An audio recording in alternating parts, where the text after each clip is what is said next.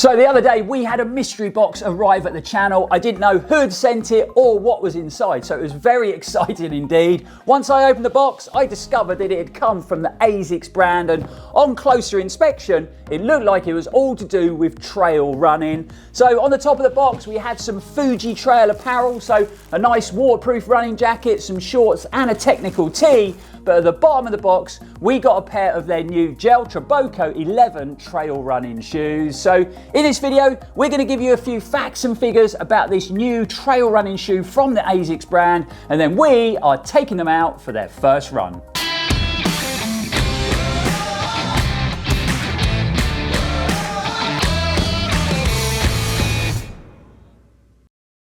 Welcome back folks, and thanks for joining us for another first impressions video. I'm Lloyd Purvis and this is Run4Adventure. Hope everybody is fitting well out there in YouTube world, and just before we dive into the trail running shoe review, I just wanted to say a massive thanks to our wonderful viewers. The other day we launched our fully bespoke Run4Adventure running cap, and believe it or not, we sold 50% of stock in 48 hours, which is just mind-blowing. So I've got to say a massive thank you. It really is appreciated. We're frantically trying to get them boxed up and sent out to you guys so you can wear them on your running adventures. So if you do want to purchase a new Run4Adventure running cap, I'll leave a link for our merch store in the description below, but you've got to be quick guys because they are selling out fast. Okay, so back to today's video. Let's give you guys a few details about the new GEL-TRABUCO 11 trail running shoe. So firstly, retails in the UK for £145. So, you know, not the cheapest running shoe in the world, but not a bad price point when you compare it to all the crazy prices that we're seeing in the running shoe world at the moment.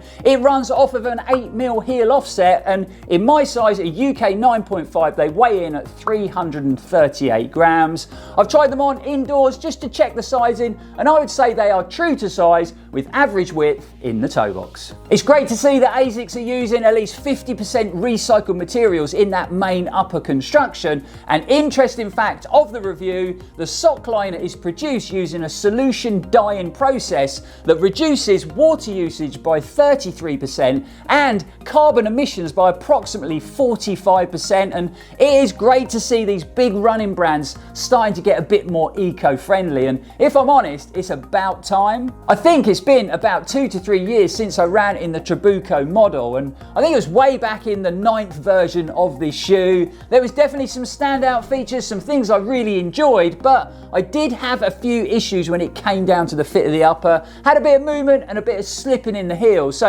it'll be interesting to see if anything has changed there. So we've now got FF Blast cushioning in that midsole construction, and Asics have actually added 2mm of the soft stuff to it, just to give the runner a bit more of a comfortable ride, but also to offer a bit more underfoot protection. Speaking of protection, we also get a nice flexible rock plate worked into that midsole, just to shield the feet if you're running on rocky, rugged, technical terrain. And then last but not least, you also get Asics rear foot gel technology worked into the heel. When it comes down to the upper, we've got a moderate level of padding in that gusseted tongue, but there is quite a lot of bulk and padding around that ankle collar and in the heel. And I have found in the past that this can sometimes cause me sort of slippage issues where I can't sort of get locked in and dialed into that heel. And like I just mentioned, that was a problem I had in the 9th version of this shoe. Hopefully that won't be the case, but we will be keeping an eye on that on today's run. We've got some overlays around the heel, around those lace eyelets, and wrapping around the toe box, just to offer that upper a bit more substance and durability, but also a little bit more protection in the toe.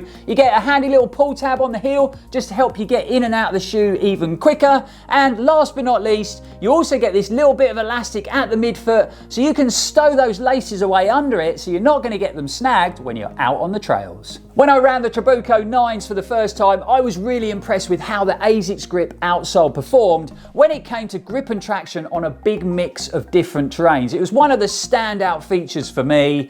Now, there's not a lot of information on the Asics website about this outsole, so I grabbed the ruler out, we measured the lugs. It looks like they're about 4.5 to 5mm in depth. We got some nice reverse facing lugs around the outside of that heel, so that should give you a nice bit of bite when you're running downhill quickly. And this Asics grip rubber is super sticky when it comes to running on rocky trails, whether they're wet or dry. Okay, so there you have it, a bit of info on the all-new Trabuco 11 trail running shoe from Asics. It's going to be a bit of an Asics day out on the run today, so we're going to grab the apparel, the shorts, the technical tee, and I think it's even cold enough for a jacket. So we're going to get all that kit on, we're going to be lacing these up, and we are hitting the trails. So let's get running.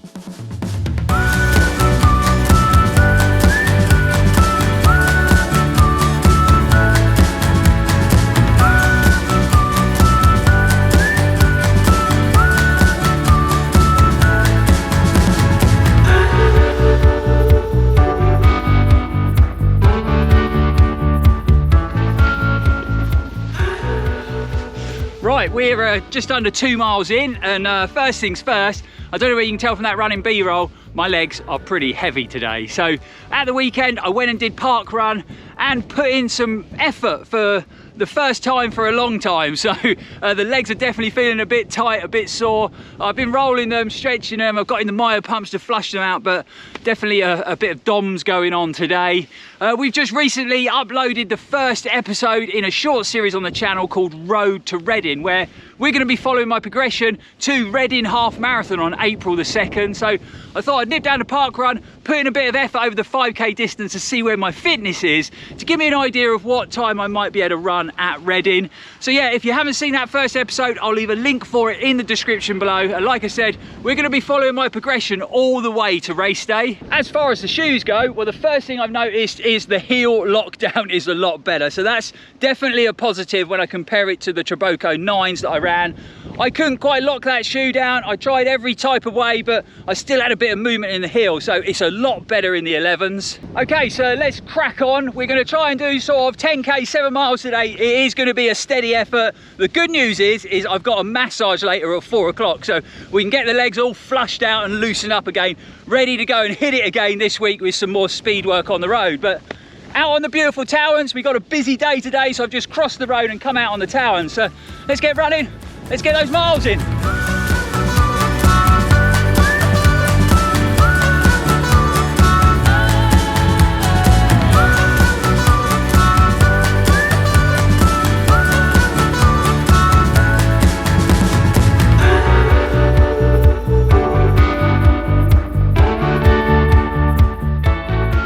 Okay, I think the weatherman lied to me today. It's supposed to be sunny, but looking behind me there is some black clouds coming in off the sea. I've just started to feel a few drops of rain, so we might be running for cover in a minute.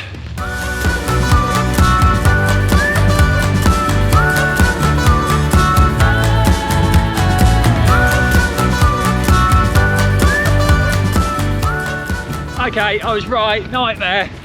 Here comes the rain. Let's get some shelter. Oh, typical. It's been sunny all morning. As soon as I step out the door, it clouds over. I don't know, them damn weathermen. It looks like it's probably going to blow over. It's pretty windy out here today, so I'm hoping that it's going to stay out at sea and it's going to blow over and we can carry on and get some more filming done. Always a nightmare trying to film outside when it's raining, but you know, that's one of the perks of the jobs, especially when you live in the UK. So far so good with the new Asics trail shoe. We're just under 4 miles in. Level of comfort underfoot from that FF Blast midsole is good. It's not super soft, not deeply cushioned, but it still gives a nice level of cushioning, and you've still got good connection because of that when you're running on sort of more rocky trails. The good thing about having some rain is I wore the FUJITRAIL waterproof jacket, so that was good timing. Really comfortable jacket. It's made out of Pertex, so good fabric. It's going to give you lots of protection, but it's also got that really handy little popper. So you can open the zip, press stud it down, you get that ventilation, but your coat's not flapping all over the place in the wind. So yeah, nice jacket to run in. Okay, I think it's blown over. It doesn't seem to be raining as hard now, so we're going to crack on with the run. Fingers crossed, let's see how we get on. Yeah, we might make it, we might not.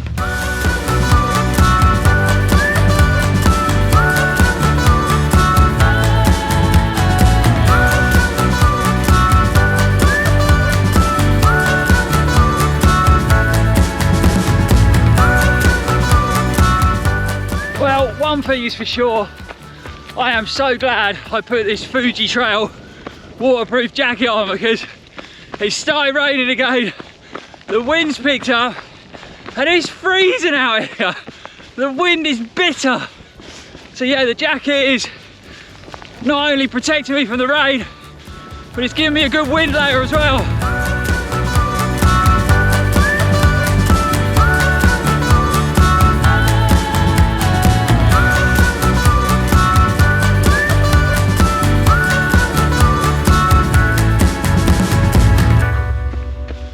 Okay, we are done, and I suppose I have enjoyed the run, but the conditions have been pretty terrible. Hopefully it hasn't spoilt the footage for you with all rain on the lens, but it is cold out here, man. Schoolboy error, never bought any gloves, so my hands are like ice cubes, which makes it pretty hard to film. Shoe wise, the run's gone well. Shoe felt good straight out of the box. I wouldn't say it's blown my mind and it's super exciting, but it feels very consistent as a trail shoe goes. And the apparels work really well and got a pretty good test out here on today's run. But let's get back to this studio, the warm, dry studio, and we'll break down the performance in a bit more detail.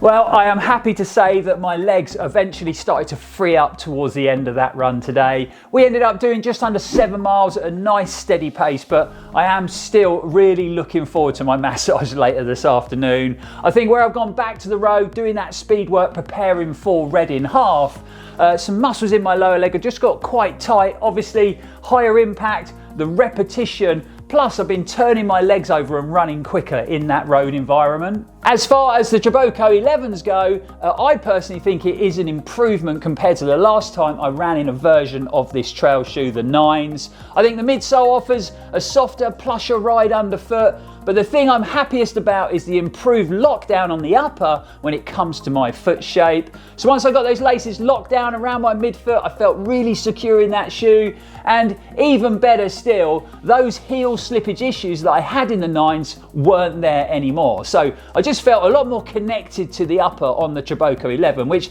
can only be a good thing when it comes to our trail running shoes. Going back to that midsole construction, and even though Asics have added 2 mil of cushioning to that midsole, I still felt like I had good connection to the trails. So when I was running on those more technical sections, I felt nice and dialed in and nice and stable underfoot.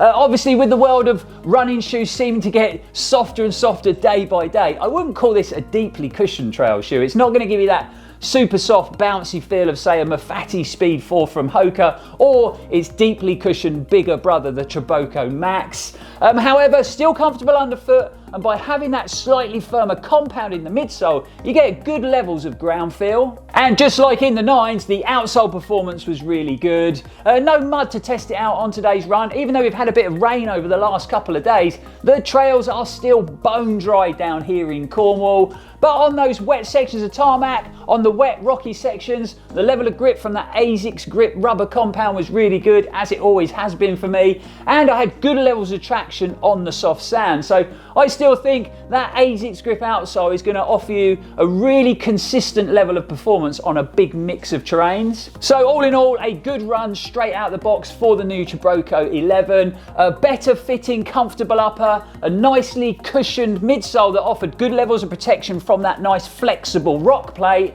and then we've got that top performing Asics grip outsole. Like I mentioned, I wouldn't say I put it on and the performance blew my mind like I kind of felt in the Mafate Speed 4s or the Exodus Ultra 2s, but it does feel like a solid trail running option, the type of shoe that would be very dependable in any conditions, that sort of daily workhorse sort of trail running shoe feel. Okay, so that is a wrap on another first run, first impressions video here at the channel. Really hope you enjoyed it, guys. Really hope you found it helpful. I've left a link for the new Asics trail shoe in the description below if you want to find out any more details. And don't forget, if you have found it helpful, then why not consider hitting that like button and subscribing to the channel. Only takes a second to do by clicking on that little red box down there in the corner, and it is completely free. but it is a massive help to the channel and greatly appreciated. We got quite a few first run, first impressions videos heading your way. We've just got hold of Salomon's new Sense Ride 5, and I actually thought they were stopping the Sense Rider range after all the changes they made to their trail running lineup last year, but Sense Ride 5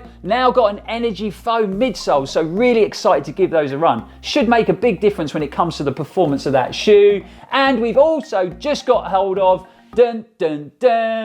Nike's Wild Horse 8. Now, if you know my history with Nike trail running, then I have been disappointed, and their shoes really struggle in UK conditions. They make some bold claims and they never seem to live up to those claims. The Wild Horse has had a complete update this time, a remodel. It doesn't look anything like the previous version, and we've got a pretty chunky lug on that outsole, so levels of traction should be good. It just depends how sticky that rubber is going to be in wet conditions, but I've got my fingers crossed. I live in hope that we will find a Nike trail running shoe that can handle UK conditions. Also, like I've already mentioned, we just uploaded the first episode in our short series called Road to Reading, where we're going to be following my progression up to the big day running Reading half marathon. So if you want to see more road running content on the channel, then that's definitely a series worth following. I'm also going to be taking the GoPro along on race day, bringing you guys out on the route, following my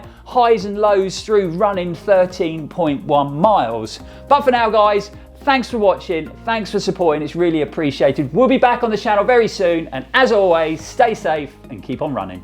An interesting fact of the day, the sock liner is produced using a solution dyeing process that actually saves It's good to see that Asics are using at least 50% recycled materials.